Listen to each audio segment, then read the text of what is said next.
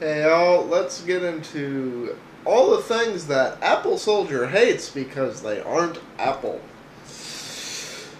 Okay, I'm skipping the first story in this video because it was just that Nexus, and I've already covered that in another story. Here we go. FTC wants Intel to repent. Ooh, this is big news.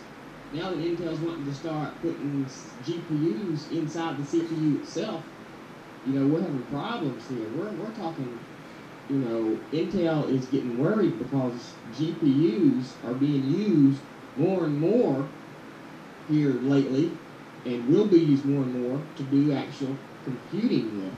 And it's encroaching on Intel's market, and they don't like it. And now that they've started putting actual integrated graphics sets in their CPU made by them, that totally cuts NVIDIA and ATI out. See? Okay. Emeek's oversimplifying this a little bit. What's really going on here is they're trying to really cut costs down.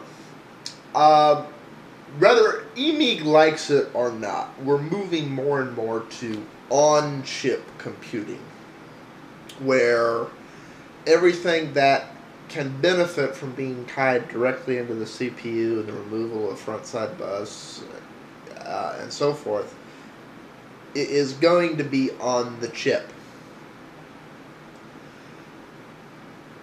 I personally do not like the Intel graphics chipset, but that doesn't mean it's bad. They're only doing this in select lines. It's not like you can't buy an Intel chip without this on it. You can still use NVIDIA or ATI graphics cards. It's not saying you can't. Honestly, Intel's finally gotten to the point and size where anything they try and expand into, to quote Emeek, so they're going to step on the 800-pound gorilla's toes. They can't expand without doing that, and I'm all for them doing that. They're not saying you can't use NVIDIA. They're not saying you can't use ATI. They're not saying you have to buy that chip.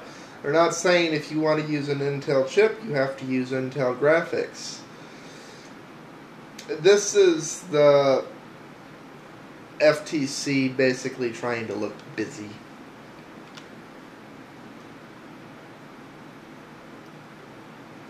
So, back to his babble. The Intel don't want graphics cards doing computing jobs. That's Intel's job. And if you can get GPUs to do it, you can cut Intel out of the market completely eventually in the future, depending on how the technology goes. And the FTC has gotten onto Intel because it says they've been doing things that are shady and bullying behind closed doors, making deals with hardware manufacturers not to use other chips, and it really, I go into it more in depth on my episode 14 of my AppleCast. I just wanted to let you know. Now, that part is partially true, but it's taken out of context. It's the same thing behind, if I go to, let me think of somebody who sells bundled software. Who is it that makes? If I go to Computer Associates, it's like I can buy just the virus suite for this much, or I can buy the virus suite and firewall for way less than I could buy both together. What he's talking about is you can buy the Intel CPU when you're buying direct from Intel as a manufacturer.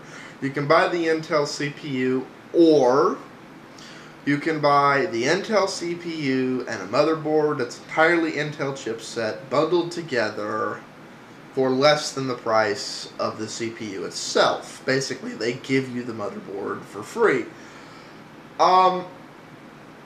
On the one hand, yeah, it's pushing other chipsets out of the market. On the other hand, it's good business. They're using the fact that they make XYZ and make QZK to go with XYZ and say, well, you know, if you buy everything from us, everything's cheaper. So it depends what type of system you're wanting to build. As far as budget systems go, yeah, Intel chipsets have pretty much taken over. Because NVIDIA nor ATI can really compete in that market. That's not necessarily a bad thing, because it helped drive the prices down for the end consumer. You know, and that's Apple's philosophy too. Oh, well, you know, if you get this, we'll give you all of this, but we'll lock out all of this. Now, I always get a little sad. Not that I disagree that he's calling him on this, but, you know, this is a very Apple-ish philosophy, and he's got a problem that Intel's doing it. You know, that doesn't make sense to me. The 800-pound gorilla is up to it again. And I know a lot of my friends like Intel, and they do got some of the best chips and fastest chips on the market, but I just don't care for their business practices, their bullying practices, and their shady dealings that they do behind closed doors. I think they're a scandalous company, and I think they're dangerous. I really do. I think they'll do whatever they have to do to keep a hold of their spot in the market. That's pretty much any company, Emeek, including Apple. Apple does all the same back-ended tactics to lock you into Mac stuff and design everything Apple makes, including the iPod and iTunes, to basically all but force you to buy a Mac to get it to work right. It makes cheap, still a lie. And that's what scares me. Now, this one is great. Lala will continue to power Google's music search after Apple buyout. Oh! Owned. Apple just owned Google. I'm not sure I'd say that as owned. I think the real intention there was probably to cancel the contracts, but my guess would be the contracts were written in such a way that if Apple canceled them, they'd basically be surrendering their cash reserves to Google's attorneys. So I think that has far less to do with the fact that Apple's being anonymous and far more to do with the fact that they probably legally can't do it.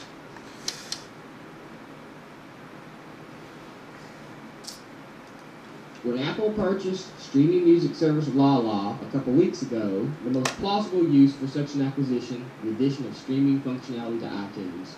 It promptly caused people's butts to scuttle in anticipation of iTunes in the cloud.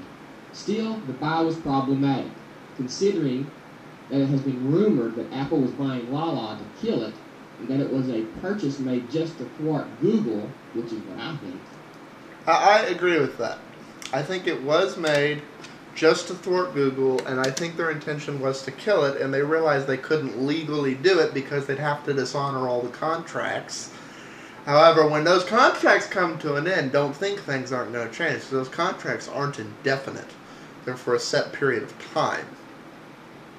The other thing is, you can speculate about iTunes being in the cloud all you want, and I'd love iTunes to be in the cloud, because if iTunes goes cloud-based instead of application-based and becomes something like a Firefox plugin or something, then it becomes truly cross-platform.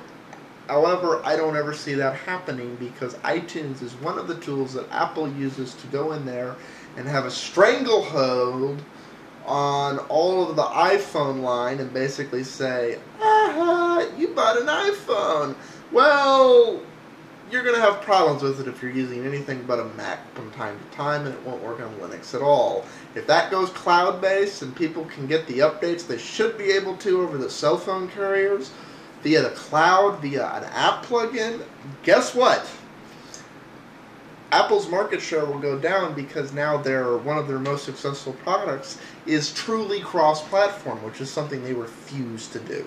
Coming up on time, I have to cover the rest of the next vid. Peace out, all.